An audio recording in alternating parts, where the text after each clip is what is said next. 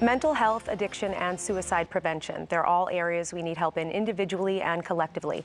And my next guest has made it his mission to help people get the help they need. State Representative Jim Cantwell has been at the forefront of this work on the South Shore and is now leading a statewide legislative commission focused on these very issues. Thanks for being here. Michelle, thank you so very much for having me here. Talk to me about how this commission is going to shift the way we think about behavioral health and how we invest dollars to save lives. Absolutely. One of the most important things for people to realize is that at any given time in the United States, any given year, 1 in 4 Americans would be suffering from a diagnosable behavioral health condition.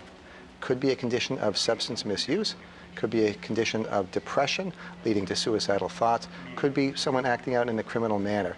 What we are doing with this commission is looking at evidence-based programs to make a difference, to change behaviors and save people from being able to do any of those 3 categories.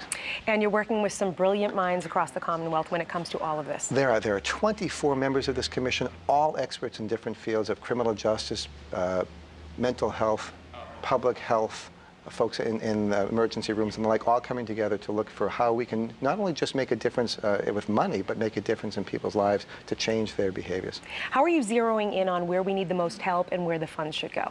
It's a great question, because we know right now 97% of the money we spend in one category dealing with substance misuse, 97% of that money is spent downstream. It's after someone perhaps has had an overdose and they need Narcan, so the fire department is called. Could be someone being rushed to the emergency room. Could be someone, heaven forbid, being arrested. Folks who then are in recovery, long-term treatment. We have seen that if we move that paradigm and we spend 3% of the funds right now on things that would prevent people from doing these things in the first place, that's where we want to shift and make an emphasis. So it's looking for ways to look at what are some protective factors to stop people from those activities and what are evidence-based prevention techniques that we can better fund. For people that are in the midst of this, family members, siblings, friends, what advice do you have for people who are struggling right now? The advice is that they're not alone, that there are people there to help.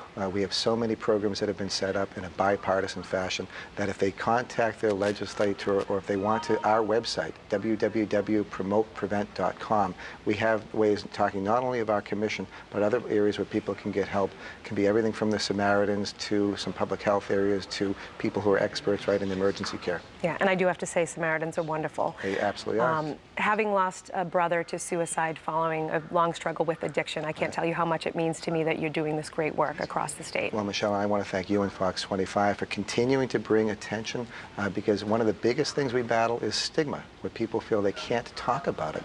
And that is the first issue. When we start discussing it, people realize that throughout their lives there are people that love them, care for them. There are folks who are there to help. They just need to help reach out, and we need to do a better job so people across, if someone has cancer, people would scream from the rooftops, right. My loved one has cancer, we need to get help.